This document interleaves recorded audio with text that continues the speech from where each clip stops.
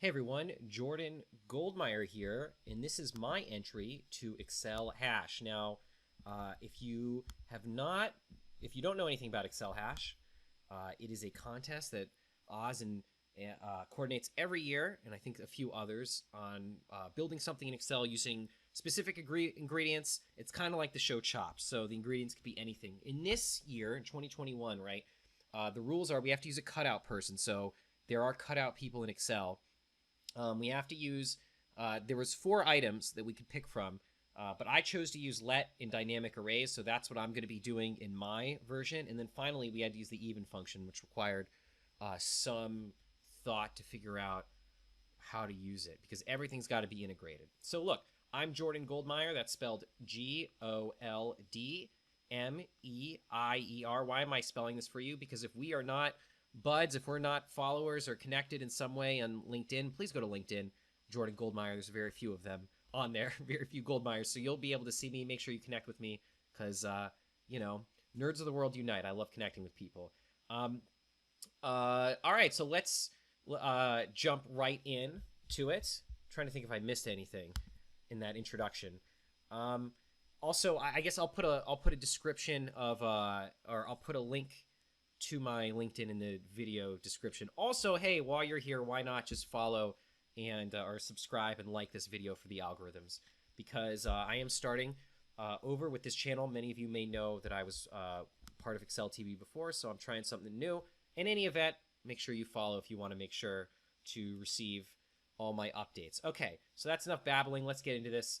What do we have here? Okay, so let us say the scenario is that you are a new medical tech and you have to go and get vitals for your patients. And so I've actually kind of gone the step ahead and put some numbers already in there, but this tool will allow you to edit them and also manipulate them. And you're going to see how it's all integrated. And of course, as with many of my things, though I do love VBA, wrote about it in Advanced Excel Essentials and Dashboards for Excel, though I do love it, the rule here is no VBA allowed. So none of this is VBA driven. Okay, so let's start with the cutout people. So I have these cutout people here. So these represent the different people you can interview to get their vitals. So we have Chloe here, and note that when I highlight Chloe, it updates this reporting layer here, and Chloe highlights. So let's talk about the highlight effect real quick. If I go over to assets, over here I have different cutouts, and all I did was, I went to insert picture, stock image. Let's grab a cutout. We'll wait for it to load. All right, so you see it says cutout people here. I would never have known this without this contest. Let's see, what's up, Kevin? We're going to pick Kevin. We'll pick a random image here.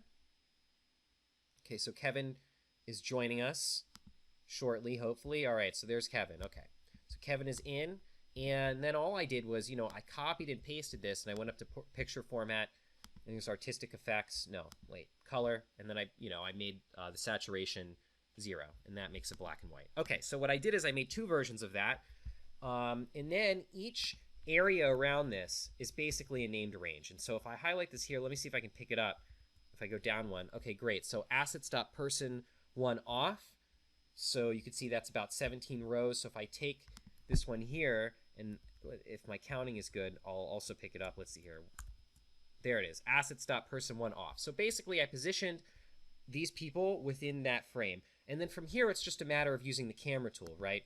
So I have selected this and I've clicked my camera tool button, click here, you got your camera. So, from here, it really isn't that hard because all I have to do is just assign it to the named ranges, where the pictures are being held. So like if I wanted this assets.person4 off like that, it'll switch. Okay, so the main way this works is that if we go back here to our main page, each one of these here, you can see up here it says main.camera3. Click on that, main.camera4. So each one of them is driven by main.camera, and then there's an ID appended at the end of it. What you'll note here is as I drive this, so if I change Chloe here like that, we see that there's a selected person here, which is just, of course, equal to E2. And then we have the selected ID, which I've called main.selectedID, and all that does is really match this into this list, so we get the ID out. Pretty simple, right? Well, each person though I have person 1, person 2, person 3, person 4, each one of them, as you can tell, has an ID at the end, and that ID will match up to this. So camera 4, person 4 is this person right here. Okay, so now that we know that, now that we can understand, well, if someone is on or off based off whether they're selected or not, what we can do is, and I'll go to formulas here, and recall that this is hooked to camera 1, so I'll click main camera 1 here. Let me move that out of the way. We're going to click main camera 1 over here, and we will see that right now it says if main.selected ID equals 1, so if it's indicated by this 1 here, so if that matches, then it's going to show assets.person1 on, so I showed you where those are, or assets.person1 off. All you need to do is type that as a formula, and then you can assign it to a named range. Now, the thing is, Lambda is not working on my computer yet, and I don't know why. I called up Microsoft. I had the support desk. They're not sure what's going on, so I used ifs for this, but hypothetically, you could use a Lambda for this. But I used ifs for this for now. If I click on main camera 2, we see if it says selected ID equals 2. It's either assets.person2 on, assets.person2 off, and so forth, right? So that's how you turn it on and off, and that uses the cutout people, and that's how the highlight works. Now, note that we have this drop down here. The drop down pulls from here, so you select a person, has the name, has the ID. Okay, so I went through that. Now, that ID also helps us figure out what to report over here. So the basic way this ID works is it uses a filter like that. So what is the array of stuff we want to return? It's this right here. And what do we want to include? Well, we're going to include where this ID here equals the main.selected ID, right? So return the row where the ID is equal to the selected ID, which of course is driven by this, right? So we hit enter. So that's how we get this information reported back. Now, one of the weird things that happens here is I'm going to go ahead and merge and center these cells like this. So I Control C here, Control V, Control V. Now what I want to show you here is that if I take this filter here and I paste it in here and these merged and centered, I get a spill error. Well, that kind of stinks. I don't know why it's like that. I don't know what people have against merge and center. I have not seen a compelling case against not using them. People say, oh, well, if you're iterating through cells in VBA, well, don't you do that. That's your fault. Now, if I want to get that information and plug it into these merged cells, I should say, I have to put an index around this, right? And then I can say row num, like that. And that'll get me the first item, second item, third item, and so forth, right? So, unfortunately, I couldn't just dump it into these merged cells, but I do like that I use filter. I do love how filter is very easy to use. Okay, so we have that part. That's how this gets reported. Now, how do you change these values? Well, you can use these arrow bars like this, so you can see they scroll.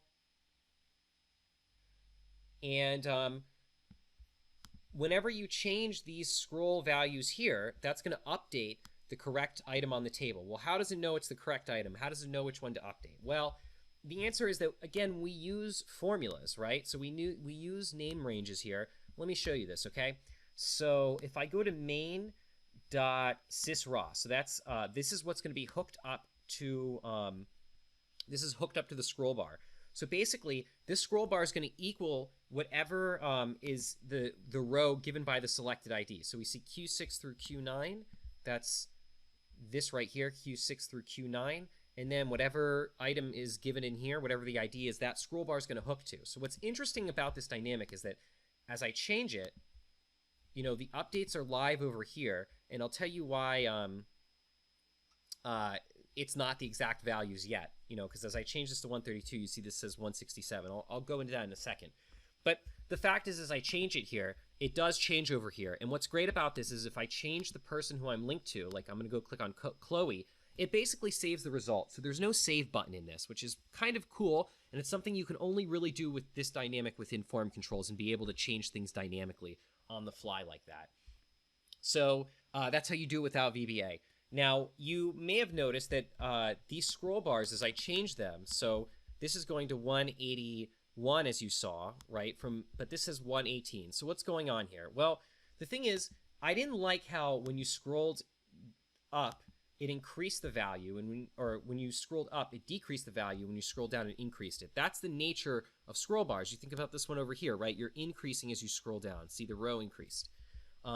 This oxygen saturation, when I kept it normal, I did not make any changes to it. So you can see that this decreases as you scroll up and increases as you scroll down. Obviously, if this was a real oxygen level, this person would not be, they would be in distress. Okay, so sadly, that is the case. But how did I do that? Well, if you right click on here, and we go to format control, what I did is I set the minimum maximum value to 0 to 300, and I picked 300 because if you look at an analog blood pressure cuff, also known as a sphygmomanometer, if you look at one, it often goes from 0 to 300 or 280. So I picked 300 on both of these, on the systolic and diastolic blood pressure entries. But the thing is, to make it so it kind of works in reverse, I have it hooked up to this raw, but what's reported is this one over here. And if you click on this here, you can see that it actually it subtracts whatever this value is from 300, and then it's just, this is what's going to be reported in that 116 over here. So basically, we make it work in reverse. We set the max to 300, and then we subtract it to make it go up and down differently. You'll also notice I have an even function here. Well, why do I have that even function? It's not just because Oz requires it as part of my Excel hash adventure. It's also because you cannot take blood pressure with odds, right? The requirement is that you must report blood pressures.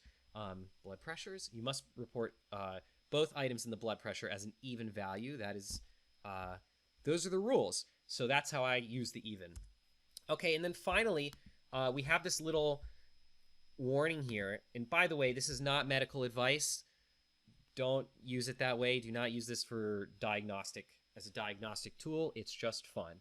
Okay, so basically I wanted to identify if people had a low risk or an elevated risk. The common blood pressure that we say is the top range for a healthy adult is 120 over 80. So what we have here is I have these two variables I set up. So I have systolic risk level is low, which is going to be true when C7 is less than or equal to 120, and the same thing with diastolic. Which is going to be true when it's less than or equal to 80. So then we plug it into an AND. So if both risk levels are low, then it's going to report back a low risk. Obviously, if one of them is off, it's going to report back an elevated risk. So that's how I use LET. Okay, so again, this is not medical diagnostic criteria. You can go ahead and look in the video description if you want to get the download file for this.